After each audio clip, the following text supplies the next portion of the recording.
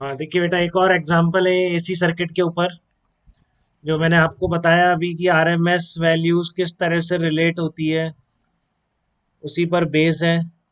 तो आपको इसमें एक इंडक्टर दे रखा है, कैपेसिटर, बट दोनों की वैल्यूज नहीं बता रखी है। और रेजिस्टेंस 40 ओम है। जो सोर्स है वो है आपका 200 √2 साइन ओमेगा टी। ये बोल रहा है reading of hot wire volt meter. तो ये जो इंस्ट्रूमेंट होते हैं एसी पोटेंशियल सर्किट में करंट और पोटेंशियल डिफरेंस मेजर करने के, ये जो आप डीसी वाले यूज नहीं कर सकते हैं। एस सी वर्मा में दे भी रखे हैं, आप पढ़ सकते हैं। हॉट वायर वायर मीटर या hot wire volt meter use करते हैं। और ज़्यादा अंदर नहीं जाएंगे, इनके कोर्स पे नहीं है हमारे।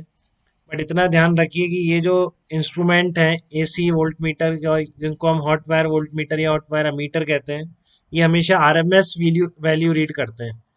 ठीक है, क्योंकि ये हीटिंग प्रिंसिपल पर बेस्ड होते हैं। ठीक है, अगर आप नॉर्मल वोल्ट मीटर लगा देंगे तो उसमें कोई रीडिंग नहीं आएगी। नॉर्मल डीसी वाला मीटर लगा देंगे तो कोई रीडिंग नहीं दिखेगी आपको। करंट की डायरेक्शन कंटिन्यूअसली चेंज होती है। वो इतना फास्ट है कि आपकी आईज उसको डिटेक्ट नहीं कर सकती है।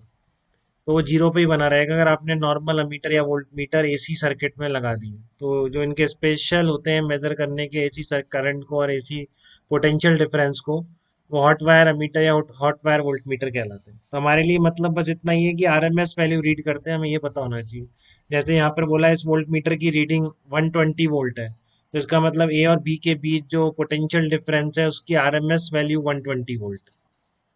ठीक है, तो इसमें आरएमएस वैल्यू यहाँ की पता है आपको।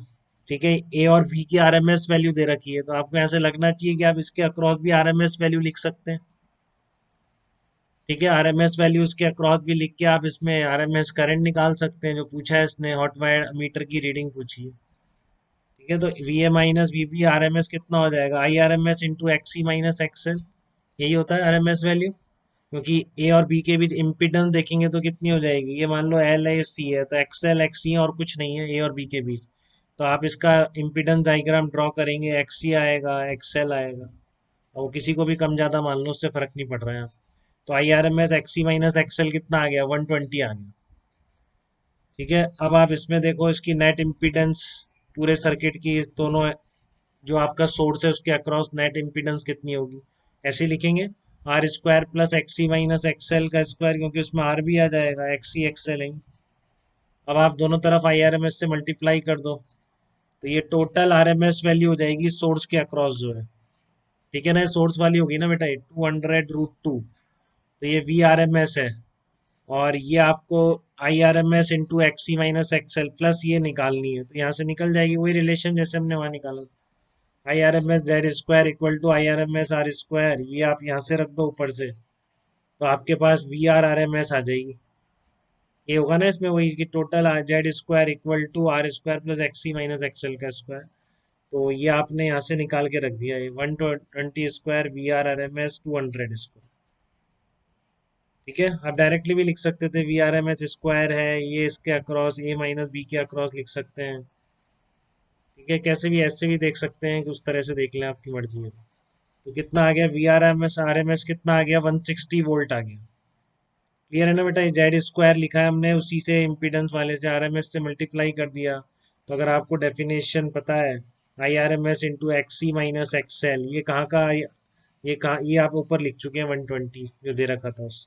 तो V R R M S आ गया आपके पास। अब वहां से आपको क्या लिखना है, जब आपको इस सर्किट में इसके across R M S potential difference पता पड़ गया तो कितना होगा, वो I R M S into Z होगा। तो I R M S into 40 equals to 160। तो आर एम एस वैल्यू कितनी आ गई, 4 एम्पियर आ गई। स्ट्रेट फॉरवर्ड क्वेश्चन है, लेकिन बहुत ही आने लायक क्वेश्चन है, ऐसे ही आते हैं, इससे ऊपर भी नहीं आते। और एक सबसे बढ़िया क्वेश्चन कर लीजिए आप अब इसका। ये थोड़ा ध्यान से करेंगे, थोड़ी सी टेक्नोमेट्री इक्वेशन सॉल्व करनी पड़ रही है, बाकी क्वेश्चन सिंपल है। ठीक है, तो एक बार ट्राई करिए आप इस क्वेश्चन को। ठीक है ना, इस क्वेश्चन को आप ट्राई करिए एक बार।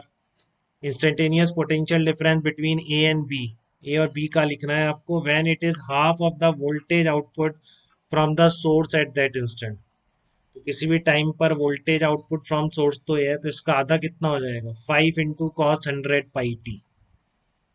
तो आपको बोल रहा है कि जो इंस्टेंटेन ए और बी के बीच जो पोटेंशियल डिफरेंस है जब 5 cos 100 पाई टी होता है, ठीक है ना, तो वो कितना होगा, मतलब उस टाइम निकाल लेंगे आप पहले, फिर वैल्यू पुट कर देंगे।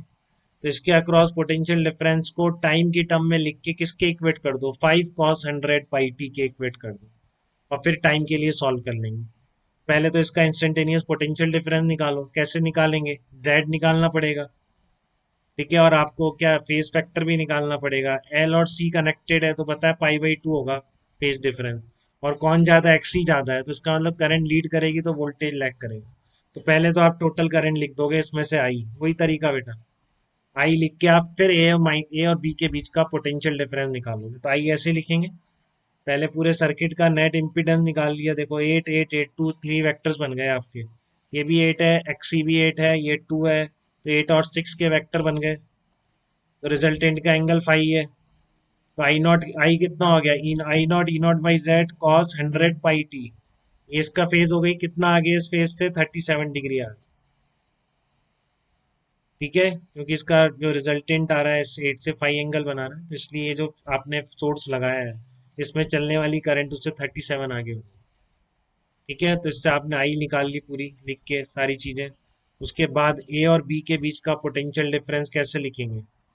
अब आप देखिए, इसके अक्रॉस करंट से पाई/2 फेज से पीछे होना चाहिए।